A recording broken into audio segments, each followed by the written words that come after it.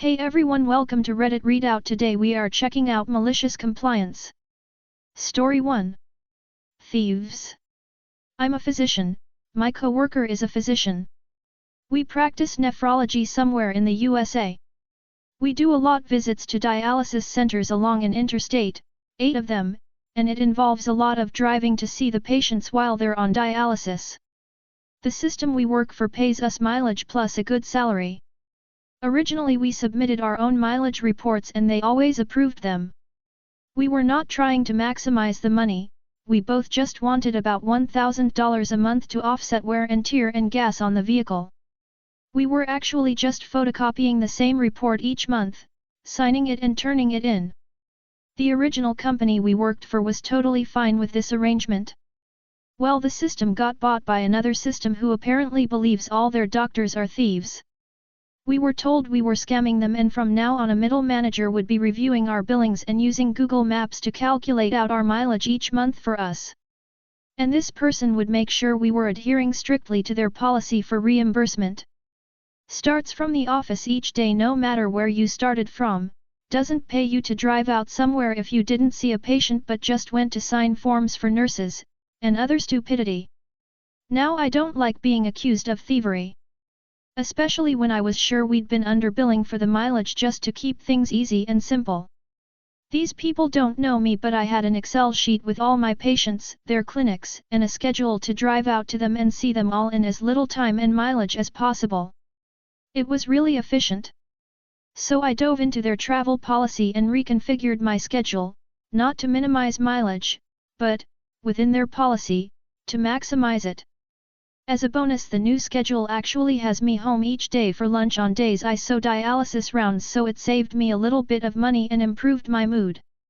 For example, since they started from the office and ended from the office, no matter where you actually start and end, I start my day at the one close to my house but far from the office.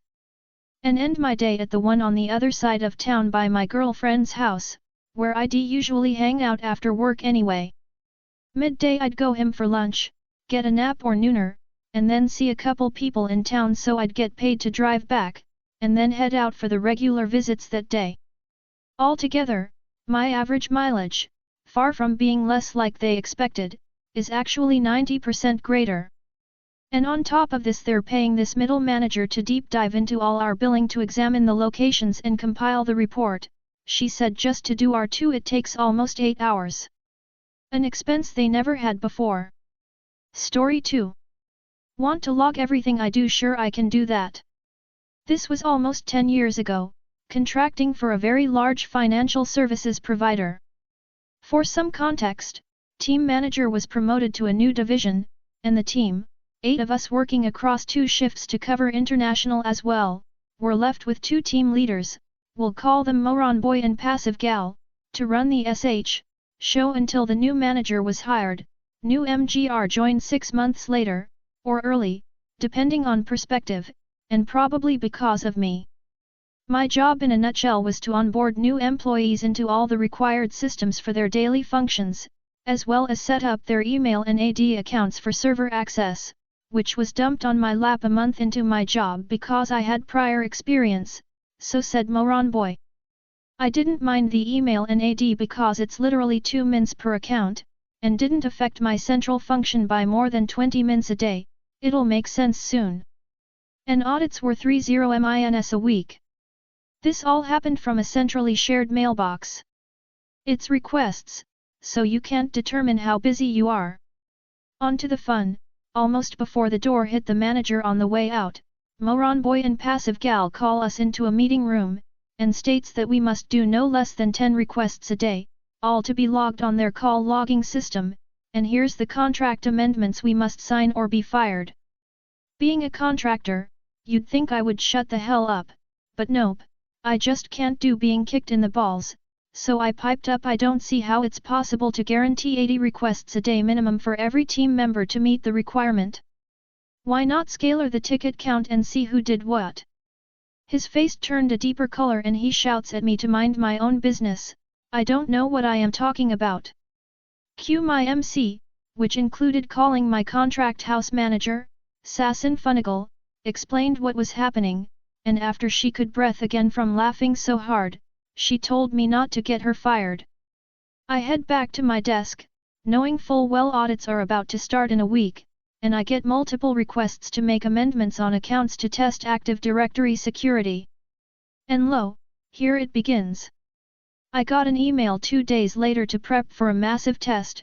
I am tasked to amend nearly 6,000 accounts with new settings, and then change them back on request, with minimal impact to the users, during working hours, so I needed to do this quickly.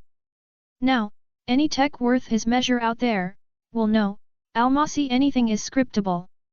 I set it all up, called my mate at service desk, and here's the funny thing, he also has a script to log multiple tickets. Roll on D-Day. I take the auditor's call at 8 AM to make the change.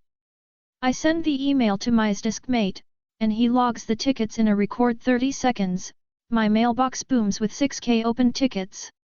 I run my script and 90 seconds later, bam, job done. I carried on with my core function. 3 hours later, auditor called me to revert. I ran my second script, everything back to normal, called my mate to close the tickets, and a minute later my mailbox frazzled for a bit getting 6K closure tickets. It's at this point I smile, sit back and start browsing all my MIM sites. Yes, joys of AD control, I gave myself unrestricted internet access. A nice perk. Anywho, in less than an hour, Passive Gal comes to me to ask what's happening. I simply state that the contract amendment they forced on us clearly means I don't have to work for 200 days. So I'll be sitting here enjoying my time off, or I can do it from home. Either way, I'm ahead of the curve. She walks away and Moron Boy storms over demanding I get back to work. I repeat what I said to Passive Gal. He spluttered for a while, and he huffs off. True to my word, I sat at my desk doing nothing, but sadly it didn't last 2 days before the head of the department called me in. After an initially aggressive start to the meeting on his part, I got to explain the sitch. I wasn't even to the good part, and he drops his head into his palm, calmly listens to the story, asks me for a copy of the amendment, and thanks me for the time. 2 hours later he calls me back and asks me, with Sassin Funigal in the room, what would it take to GRT me back to work? I decided to keep it simple, formally retract the stupid amendment, and pay me out for the time spent on the audit, which is 600 days, as per the contract amendment. He blowfished for a few seconds, agreed, and I left for the day. Wake up the next morning to a huge jump in my bank account, with an email confirming I'll be back in the office, please. I am a man of my word.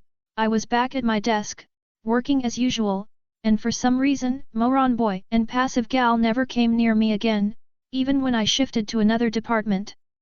Edit. In lieu of queries, the actual verbiage of the contract is lost to history, and I apologize, it's misleading. The scope of the mandate was strongly worded to do no more and no less than 10 a day, not at least. Story 3. You want me to triple check? Consider it done.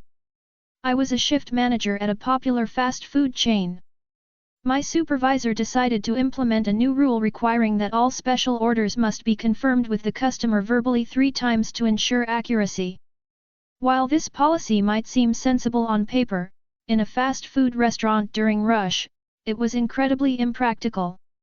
It slowed down the line, irritated customers, and frustrated the staff. I explained to my district manager the inefficiency of this new rule, but he was adamant that it be followed to the letter. So, I maliciously complied. The next day, during the lunch rush, I made sure every special order was confirmed 3 times. Even if it was something as simple as no pickles on a burger, I would repeat the order back to the customer 3 times. The result was chaos. Lines grew longer, customers grew more impatient, and the kitchen was backed up with orders.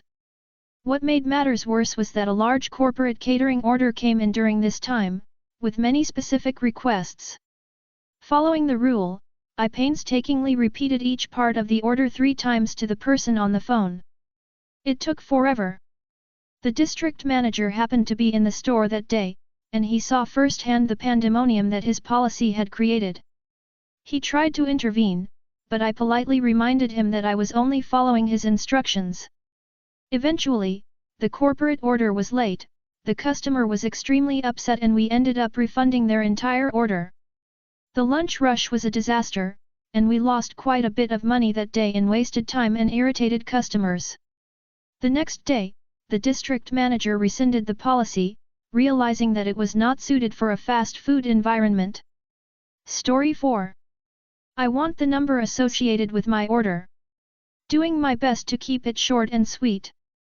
I work in eyeglasses. I'm a licensed optician. Upon a patient ordering glasses, we inform them the last 2 numbers of the invoice as their order number. In about a week, you're going to receive a text just referencing the last 2 numbers of the invoice number here, I say as I point to the numbers. You'll receive a text letting you know that order number 29 is ready for pickup. When glasses show up from the manufacturer, they have a job ticket and a bin number. Order number 29 might be assigned to bin number 87. I'm here to pick up some glasses, order number 29, says the rather large man, who was probably an NFL linebacker in a previous life. Okay. I don't need the order number, but your last name. Smith. Smith, I mumble to myself, bin 87, I continue to mumble. 87? No. Not 87. 29. The invoice number isn't correlated to the bins we have. We have 150 cubbies. Your order ending in 29 is in cubby 87. I am sure you all know where this is going. My order is 29 and I want what is in 29. Sir, I assure you there's no correlation between the order number and the bin number. I want 29. I retrieve the case of glasses from cubby 29 and proceed to give the little pink glasses to someone who could father a Sasquatch. The hell is this? These aren't mine. You guys messed up with the wrong person. You wanted what was in cubby 29, so I gave you 29. Then I start to enunciate like I am a game show announcer, and let's see what's in bin 87. After much blazing saddles like harumphing and being generally unpleasant under his breath, the glasses were all good and well. You guys have a stupid system, he said as he stomped off. Thanks for reading. Story 5. Vomiting on boss, no sick days left. I saw a post similar to this and felt like I'd share my own story. Granted, this was nearly 20 years ago, but something tells me retail work hasn't changed much. When I was 18, I worked for a company which shall not be named, other than they are large and sell much. The policy was only 2 6 days a year and no PTO whatsoever for part-timers, and the company made sure never to schedule you more than 36 hours a week or you would be considered full-time and get PTO. Anyway, the flu was running rampant and I got hit with it bad this particular year and used up my 2 6 days.